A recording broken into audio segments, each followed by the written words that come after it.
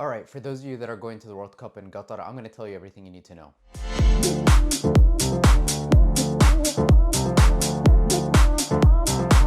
So first of all, getting into Qatar, you're going to need a football ticket. In order to get the visa, you need that football ticket to apply for the visa, and you can do it via the Haya app. You guys have that app downloaded on your phone. You're going to need it for a number of different things. I'm going to get into that a little bit later in this video. First of all, it's important to mention that the weather is between 70 to 85 degrees in Qatar during November, December. But you're still looking at a very humid, sort of 60 to 70% humidity.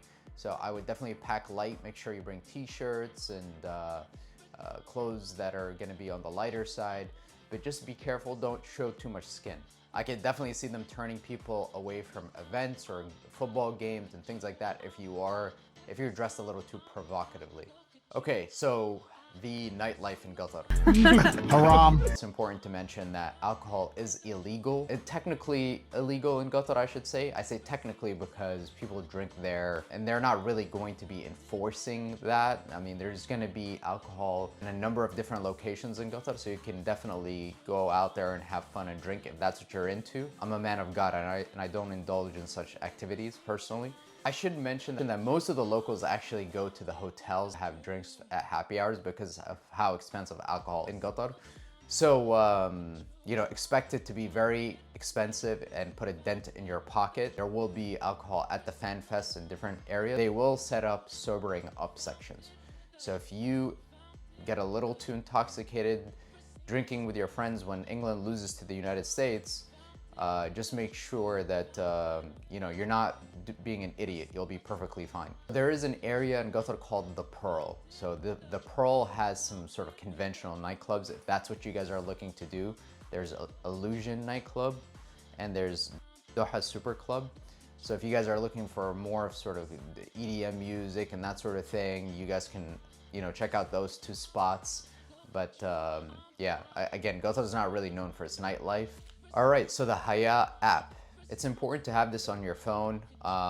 You guys are gonna need it. It's gonna get you access into different locations, but not only that, you can get emergency medical treatment if, God forbid, you guys need that. You can get in and out of the United Arab Emirates multiple times if you guys are going in and out from Qatar into the UAE. You can also get a free SIM card, and it gives you access to free transportation while you're at the World Cup. So I'm gonna get into transportation in a little bit, but you can get access to some of the free transportation through the Haya app. So the Fan Fest, I'm expecting the Fan Fest to be where a lot of people spend their time. It's open roughly from 11 in the morning to about 2 in the morning, but the hours vary and you can check it. I'll list the schedule down below so you guys can know when it opens, what time it closes, depending on the day. But again, the Fan Fest will show the games, and my only advice for people is go out there, enjoy yourself, have a few drinks, but just do it responsibly. There is free public transportation available, the metro and the buses that can get you from different locations, from the Fan Fest to stadiums and other locations. Just make sure to check the app, the Haya app, which gives you free access to transportation. Okay, so some other essentials. You're gonna need a power adapter. So that power adapter is gonna convert the power. I know in the United States, we have sort of a 2-plug. In the Middle East, they have a 3-plug. And you guys can get it for pretty cheap on Amazon. I got mine because I have to travel a lot as a international insurance broker, but make sure you're not frying your equipment while you're out there. So prescription drugs, you guys take any prescriptions on a regular basis, you're gonna need to go through the process of getting a document from your doctor describing exactly what it is, the generic name of it. It will need to be signed by your doctor and have the seal of the hospital. So, and there are some bad substances, so if you guys are on any kind of sleep aids, antidepressants, or other types of prescriptions, they are banned in Qatar. So just make sure if you guys are taking certain things that it's not on the ban list. All right, intimacy outside of marriage. It's illegal in Qatar, and they have issued a warning on this topic. So I'm not really trying to get too in depth, but all I could tell you is just be responsible when it comes to this. Don't be an idiot. It is a World Cup. There are gonna be millions of people coming in for this World Cup, but somehow I feel like there's gonna be a story about people getting busted and getting into trouble for being stupid. enjoy yourself, go out there, have fun.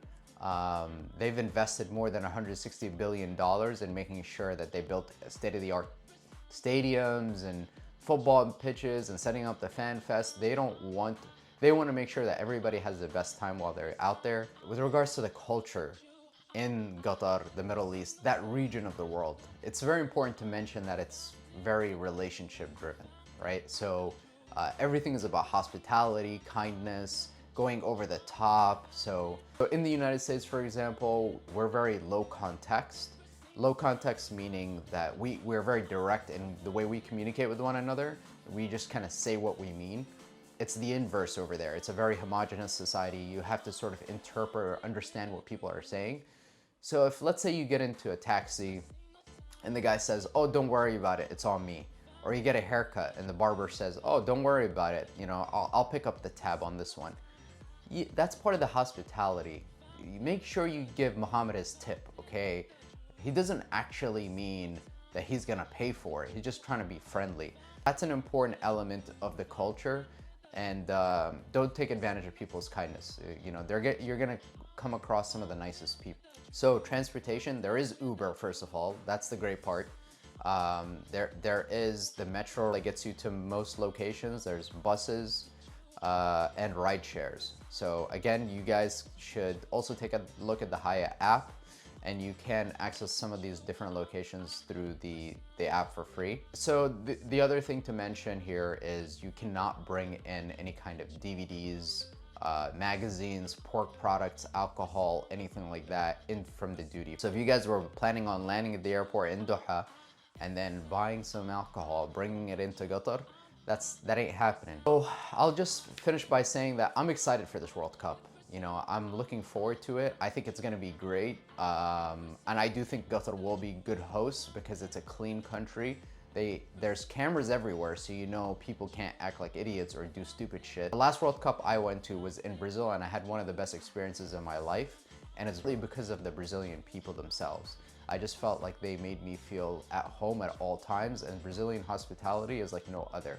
And I do think that it's gonna be similar in Qatar. Qatari people are known for being really great hosts, and they're really kind and friendly people. So I'm expecting to have the best time while I'm out there. A huge shout out to my friend Cameron from True Red Crime for helping me put together this video.